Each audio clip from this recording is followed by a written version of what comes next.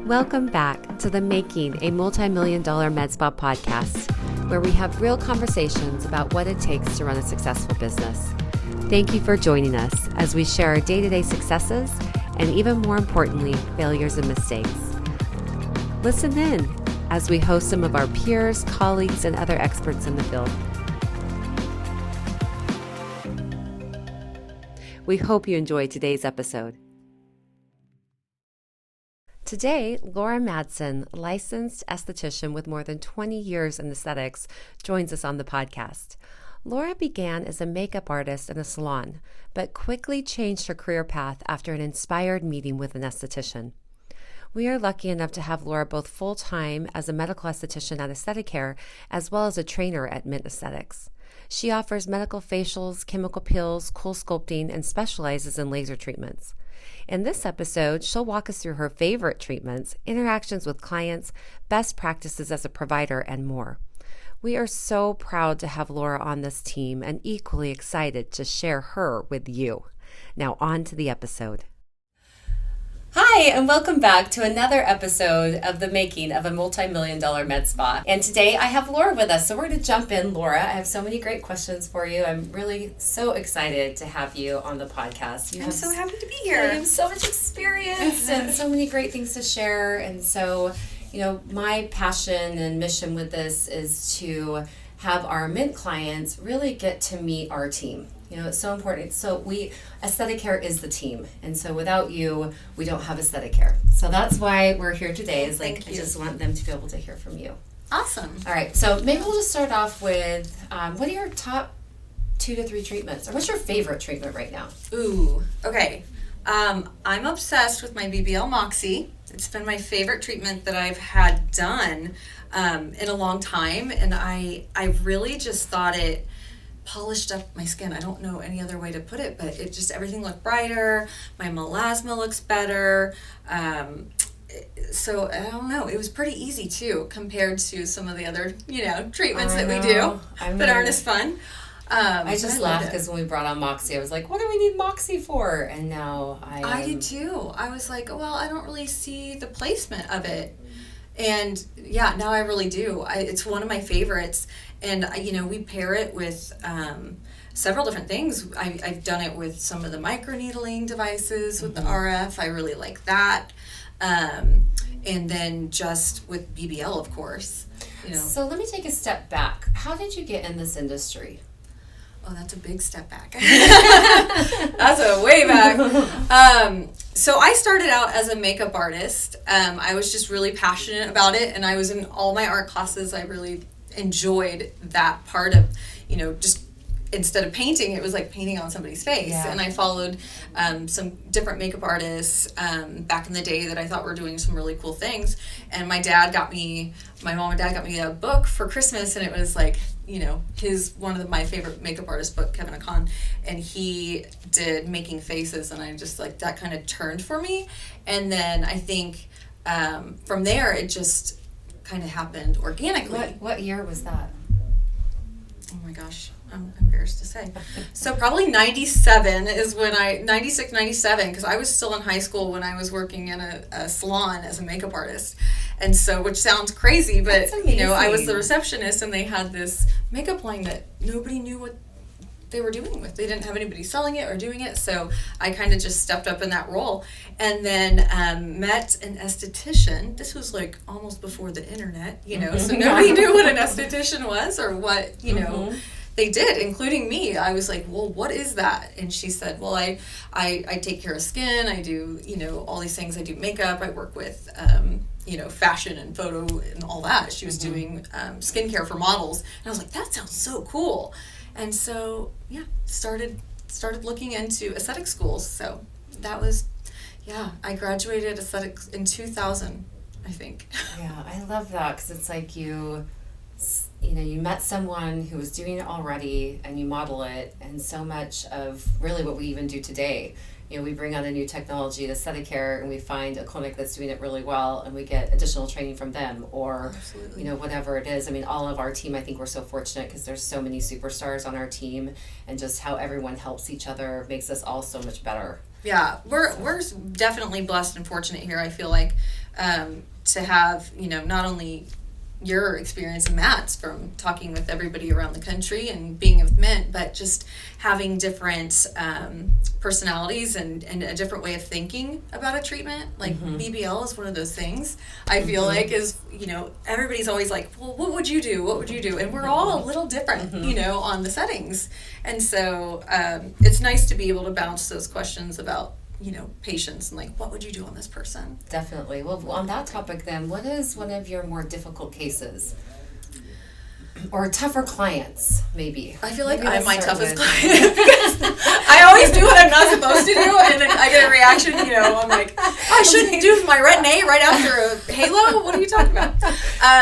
No, but that is kind of the client. It's definitely the person that's looking in the mirror every day after they had a procedure and freaking out, So my whole approach with that is just really try to be clear with them and communicate, like the day-to-day steps, show them pictures of what to expect, and in baby steps. If they're not somebody that's ready for downtime or to be compliant with the post care, then we're gonna wait. We're gonna start baby steps and maybe do something a little bit lighter on that person. But where I've seen the most difficult is maybe there was a miscommunication or I didn't do the consult, so something like that. So I think communication is probably the biggest thing to avoid having some of these issues, because it usually is a communication problem. Or, people only remember very little what you say when they're on fire after, a treatment and feeling toasty. So, and if they've never had anything done before, some people you definitely have to hold hands a little bit more and just make sure they're, reading the post-care and that you're there, that you answer their questions if they are having issues, even if it's on the weekend or at night after I do lasers. So I'm always checking, to make sure everybody's okay. Okay. And so you just check, you're texting or calling them from your cell, like at home? Yes, yeah, or email. We try to, if they're going to have any, issues, I usually have them email. Most of the time, they don't. But they always have a way to communicate. Yes, always making sure you have a way to communicate, because you don't want, the last thing I want is somebody like sitting at home all weekend freaking out because they have edema under their eyes and they didn't remember me telling them that would happen. Right. And so just to ease their mind is good. To have that line of communication that they can get a hold of you. Yeah, I love that. I just, it's always too, like, both of us are teachers or instructors at Mint. And so one of the things that I love to remind our Mint clients is that do the play-by-play through the treatment. Like, it's a football game. You're going to talk every play of that football game. And so if you'll do that with every single client, talk them through what you're doing now, what's coming, what's next, and even re-talk the post-care while they're laying on the table. I just think the more information that they have, they are so much more comfortable. Because how often do they come in for the second Halo or second Moxie and they're like, this is so much easier. And you're like, just because you knew what to expect. Yes, anticipation levels are way down. And it's funny that you say that. We had a patient, about a month ago, that took the being gentle with her skin post Moxie very literally and not to rub. So she, we had her come in. And wait, she says that we have the picture though. Oh, yes. And it looks gray almost, right? Gray, like frosted white to gray, right? Okay. I was like, I do not know what's going on with this person. I thought they maybe got some crazy infection. So she is a Fitzpatrick 4, if I remember correctly. We see the picture of her. She looks white to gray. 10 days after Moxie. 10 days after Moxie. Okay, so now... Right. So we, of course, we're like, please come in and see us. Let's see what's going on. And I had her come in, and even then, I'm looking at her close up, and I'm like, what is going on? So I asked her, I said, do you have your sunscreen on? And she said yes. So I was like, can you please wash your face for me? And I take her over to the sink, and I saw her washing her face, which... she was barely touching it. She would just splash some water and wasn't really cleansing it very well and just patting it dry. So she was just being super, super, super cautious. And it turns out that gray was just loads of sunscreen and makeup and moisturizer. And as I got in there and started cleansing and exfoliating it off, I mean, it was just all coming off. It was all the men's, like everything just wanted to come off. But she just had it stacked on with cleanser and moisturizer and maybe makeup and Tizo. And so it was just a miscommunication, between the patient, and our post-care. But so the more detailed. So what was underneath? Beautiful skin. I mean, she was like, it was the best before and after picture that I could imagine.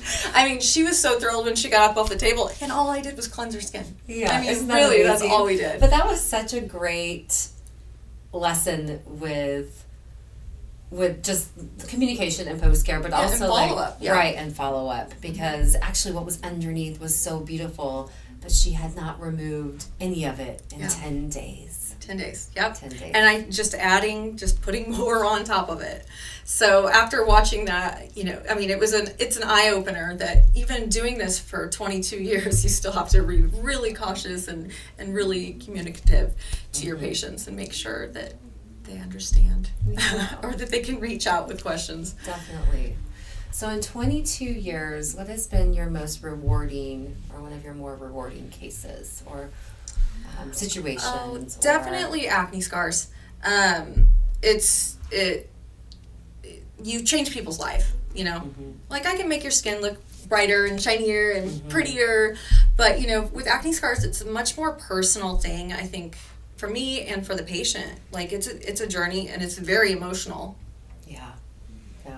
Do you think of one or two in particular? Or do you think I had a girl that she was in her early 20s when she started getting acne, never had a pimple hardly in high school, and it just exploded. I mean, it was cystic, it was pustule, it was red, oozy. I mean, it was really bad.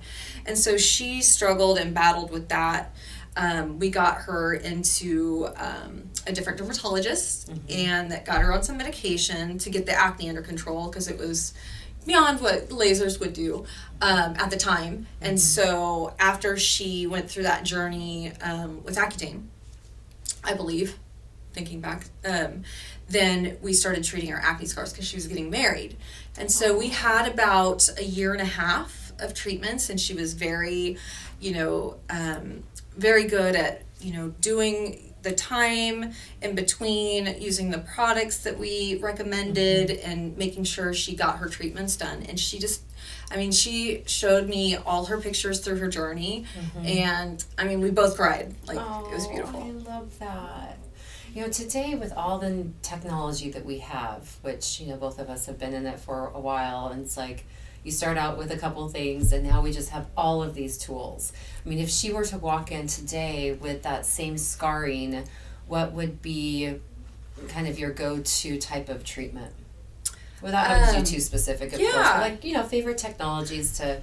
what I've been really liking is the combination laser treatments. I really, and needling RF, so I would probably do Genius. First, all at the same time. Get them really nice and numb, pull that Pronox out. But I would do probably Genius, and then a more aggressive Halo on top of it, and then maybe even Profractional, some of the more, stubborn spots. So I have actually somebody that just went through a series of that too. And she was kind of an unusual scarring. She actually had a cyst and had it removed, and the surgeon left kind of the scar didn't look very good, we'll put it that way. So she had some acne scarring, and then this other scar, and it really made a big difference. She's like, I don't even notice it anymore. And that's what she came in here, just like, this is all I think about, I wear glasses to cover it, so that the Halo microneedling RF and Profractional is a good treatment. Such a beautiful combo. Yeah. I love that. Well, I think too, it's so important, you're talking about how, it's a journey, and that so many times they come in and they're thinking like one treatment is going to be it. And sometimes we do, when you can combine microneedling RF with Halo, with Profractional, and it's a month, 3 months, 6 months later, like you do get results from that, but typically it's more than one. Typically it's a series of treatments over a year or two that really gets them to that point where like they can say, I don't even notice it that much anymore. Yeah, it's definitely a journey. And to communicate that with them as well, to let them know that, okay, we're going to be doing this, and it's just going to, you're not even going to notice how much better it's getting, because it is. It's like watching grass grow. But if you monitor them well and, take pictures, of course, because that's the best thing that we have to offer, and to show them, like, even the smallest change, it motivates them to want to continue going through the journey. So, and that's the same with anti-aging, and somebody coming in here in their mid-50s and they've never done anything and they've been in the sun, one treatment might help a lot, but it's not going to get them their 30 years. full, yes, right. So I mean, it'd be great. Wouldn't it be great if it did? I would love that. Well, that would be like the laser resurfacing with some significant right. downtime. Yeah. Yes. Which most of our clients aren't doing these days. Yeah. They would rather do the journey.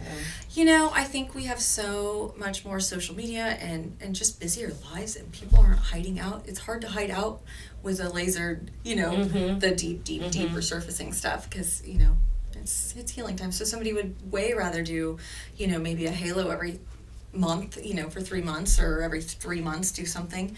So, I think it's, I like the less approach. I wouldn't say over less, time. but yes, over time, slower. Most people can handle a Moxie. Yes, and a halo, so great. or a microneedling, right. And it's very little downtime and pretty easy. So okay. So, I love to ask the question about customer service to our team members, because I feel like we have so many different personalities, and that I think shines through a lot in the high level of customer service that everyone provides at Aesthetic Care.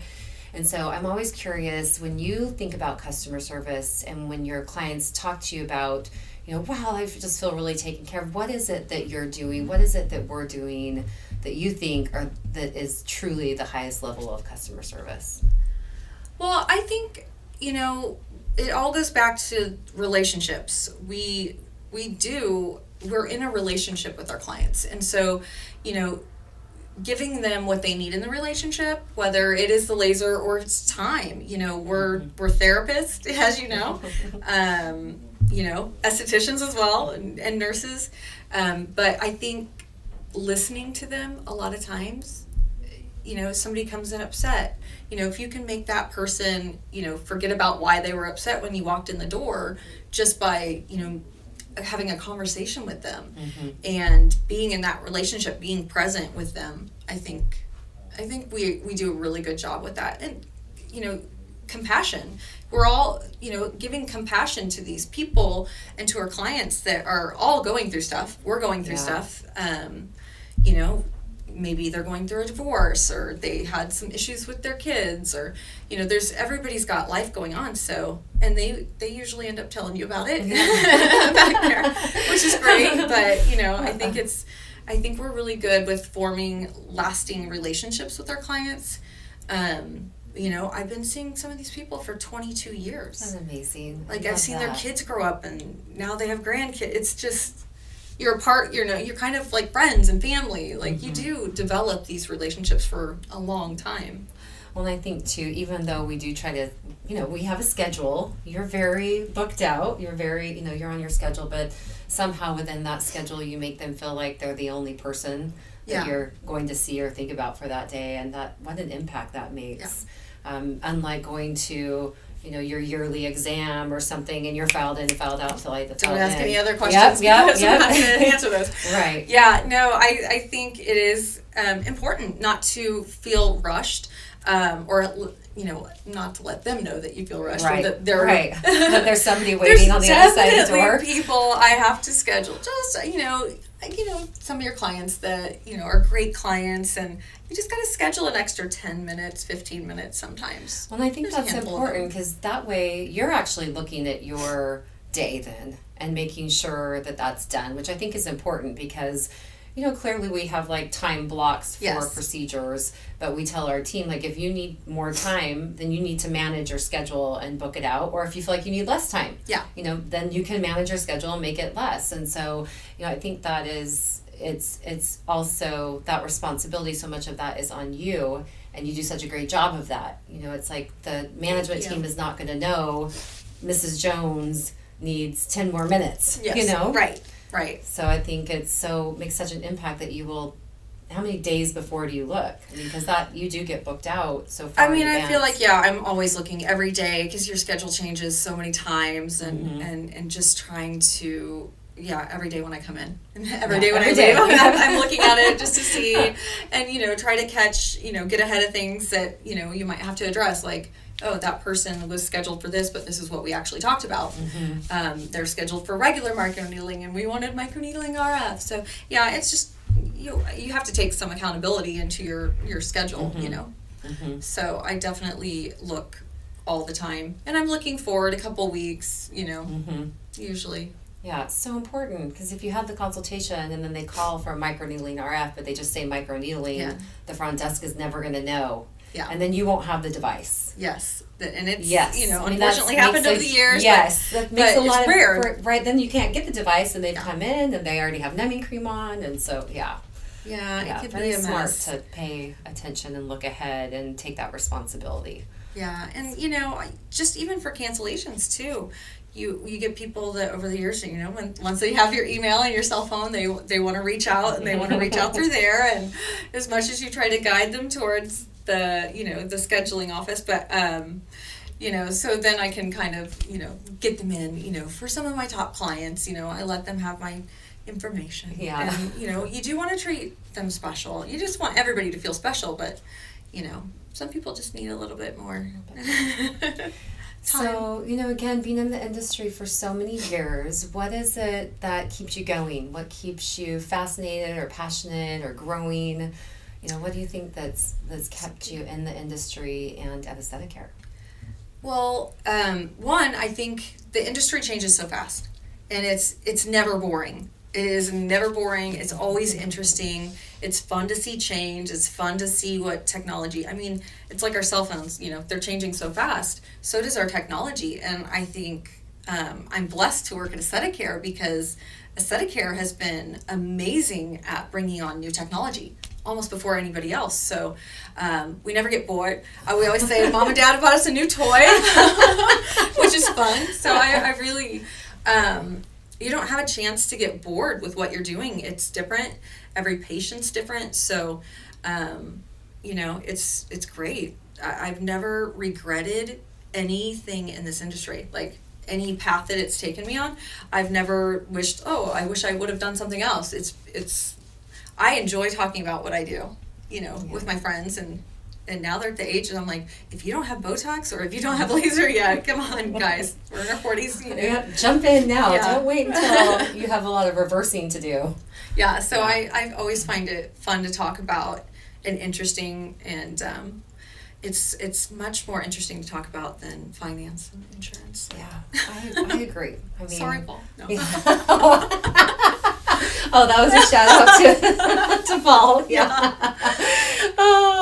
Well, I agree with you 100%. I feel like I just kind of lucked into this industry as well, and what a blessing, you know.